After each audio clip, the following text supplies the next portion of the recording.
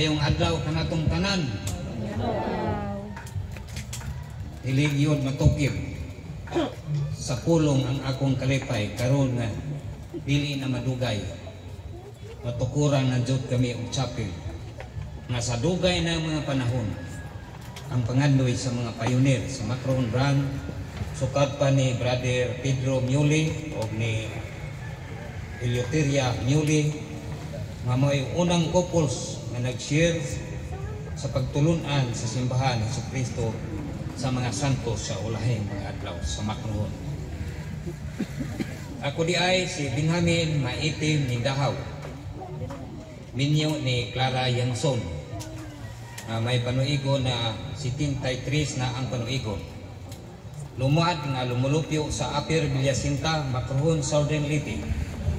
Ako sa ika-unong nga branch president sukar nga mahimong branch ang Macron.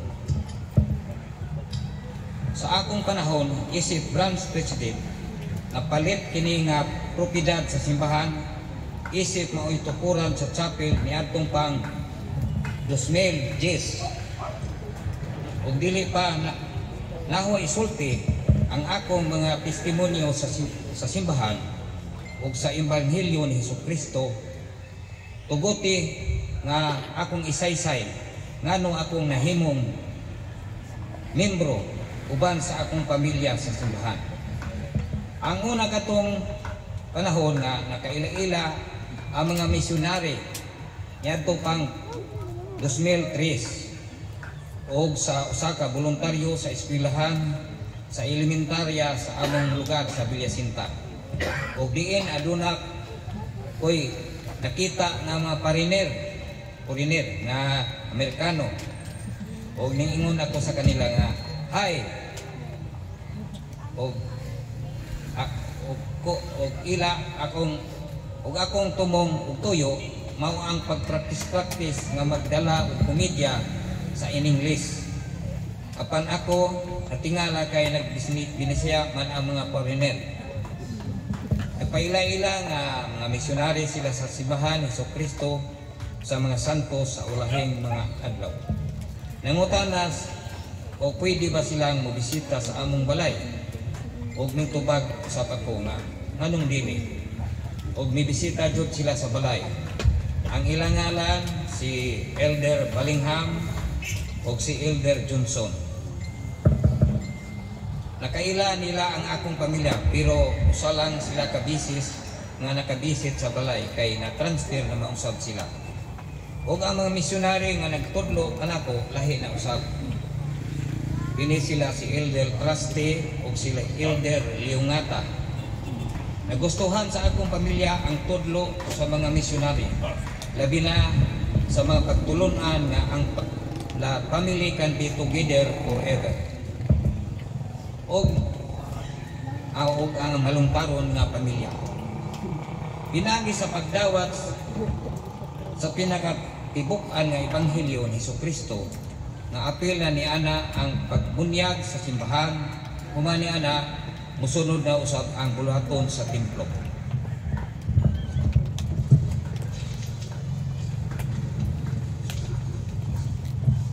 Nga ang sagradong ordinansa sa paghiusa sa pamilya tumanon ang pagkigsaad sa templo.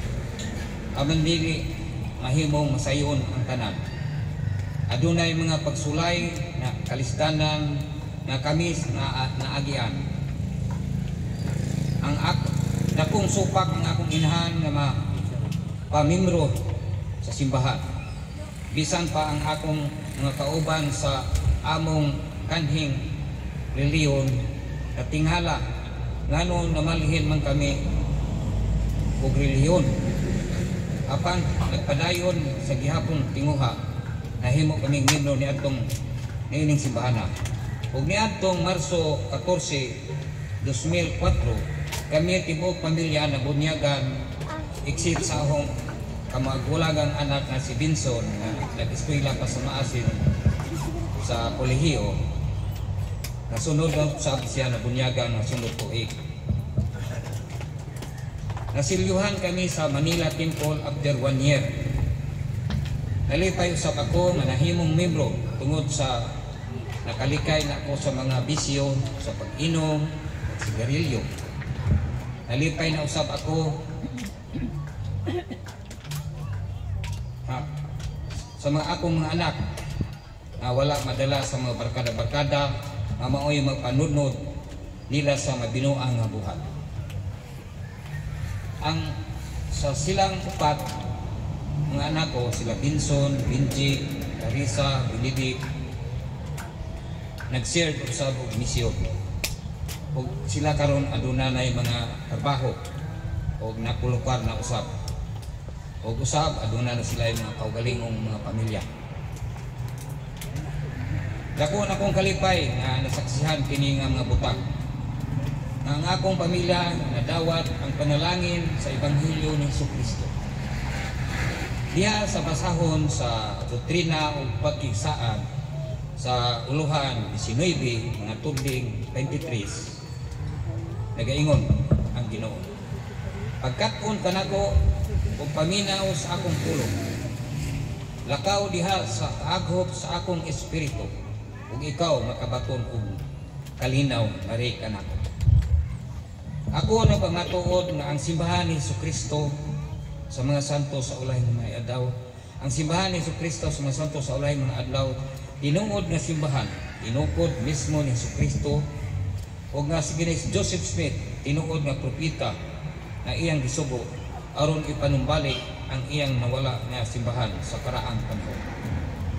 Kabalo usab ako nga ang basahong Book of Mormon tinuod nga pulong sa Dios.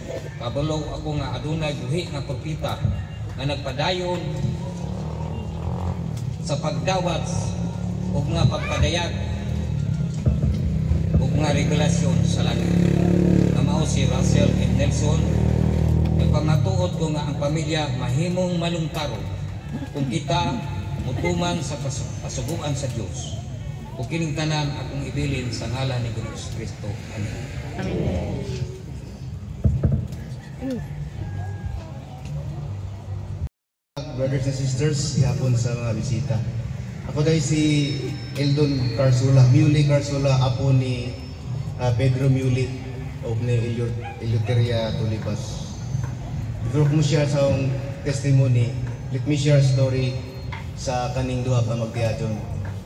Ahong lolo sa ka-veteran sa Sundao, supposedly moadto siya sa Amerika kay kuwaon ng mga veterans. Pero si Lola miapas doon sa Manila para makasal sila.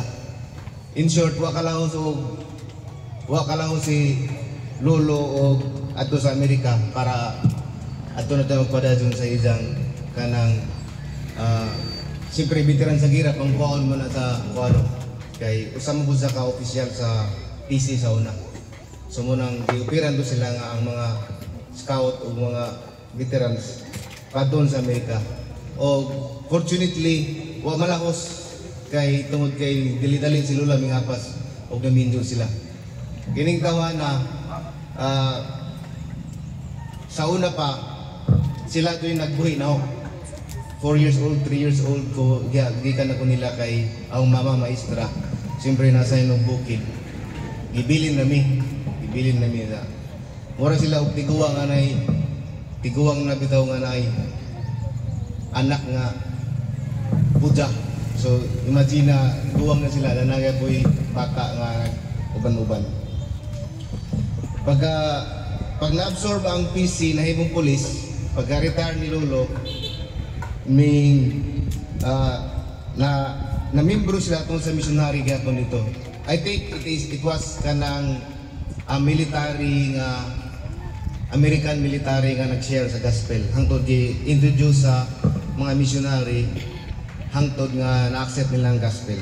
Sila ang unang pioneer sa Lahog branch na sa Salinas Drive. Eventually na after sa Lahog kay taga kuan man sila taga Sikatuna nagkana og chapel pod ang Sapatera ulo sa Sikatuna namalin sila dito.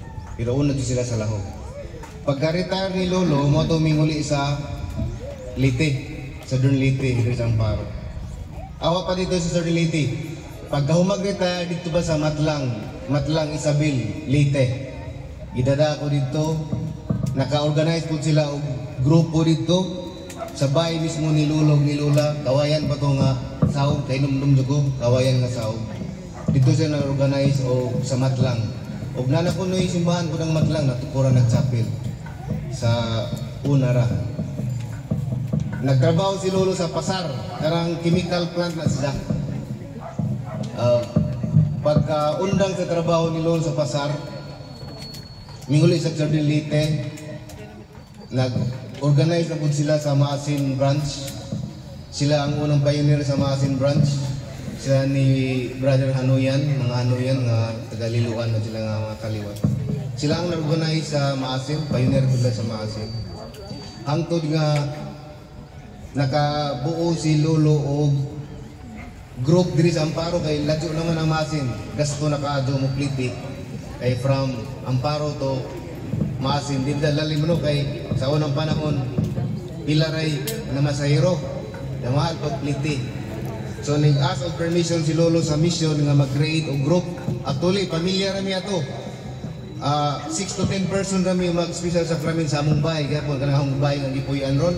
Muna nga bahay, kawajan kaya po na ang sahog sa una. Pajak. Unom rami 6 to 10 mga silingan silang naisubang o mga muraldi. Until sa time nga na-convert ang mga Moreno family. Las Quitis, Hunyo, Palo. Mao na ang mga unang pioneers diri sa Macrohon. Hantod nakabuo og Macrohon branch. Sa una, ang parang group ato. Compose na to og among family. O hantod na himong Macrohon branch. Si Lolo nag-serve sa district, nag-serve po sa Mission Presidency as councilors sa karaan nga sa unang panahon.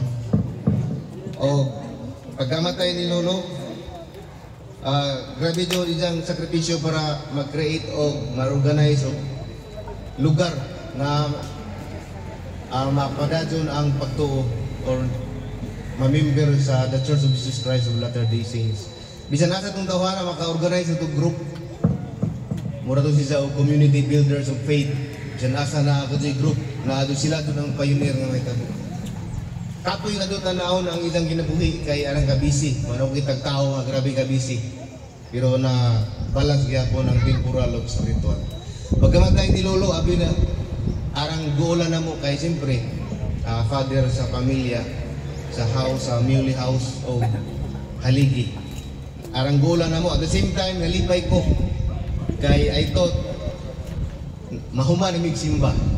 I said to myself, yes, this is it. Wa na din at ko kasimbahan ni kay wa na Lolo. Until such time nga na-inactive ko for 10 years, more than 10 years. Kaya binaw pagkamatay ni Lolo, undang na po ng simba. That was my thoughts. Utong, wa na mas Lolo, pasabot, wa na po simba. So 10 years, more than 10 years, wala ko kasunod sa simbahan. Hangtod, naminjo ko, imbalik ko 2007, pagkatao sa eldest daughter. Oh, na kita na ang sakripisyo sa akuhan. Pagkatawag na as branch president September 4 to 2022, dito na na-realize ang ilang sakripisyo ba.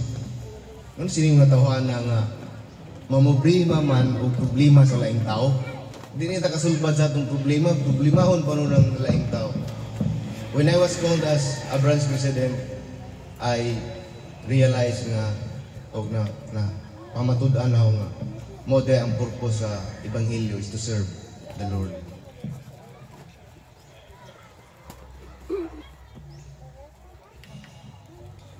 It was more than 10 years of wasting my grandfather's legacy of serving the Lord. But fortunately, pagka year 2007, nabalik ko sa simbahan. By 2022, I was called as a branch president. I went to continue the legacy sa akong grandfather, which is to serve the Lord. I know this church is true. Sawa kaibaw, brothers and sisters, sawa mga kaibaw. Mga episode holders diri are unpaid, no paid ministry. We serve, way bayad, way sinigog, isa sa kadako, way madawat. Just to comfort those people who need of comfort. Mamoblema si problema nga di ato. But it was a fulfilling duty nga di kabayran kwarta. Mo di ang wisdom nga ang mga Kristod sa simbahan way bayad. Why compensation, any amount of compensation, because the compensation is ang kalinaw o kalipay na di ay sa tinuod ng serbisyo. I testify to you nga si Joseph Smith was called as a prophet of restoration. I testify to you nga nang si Jesus Cristo buhi siya o willing mo maminaw sa atong mga yung I always tell my wife na mga problema nga may tabo. I always tell her, makabuhi kinig patay si Jesus Christ unsa ba karang problema. Kagamay ana, mabuhi kinig patay na why life unsa ba karang problema. I testify to you that is true. And I leave these things in the sacred name of Jesus Christ.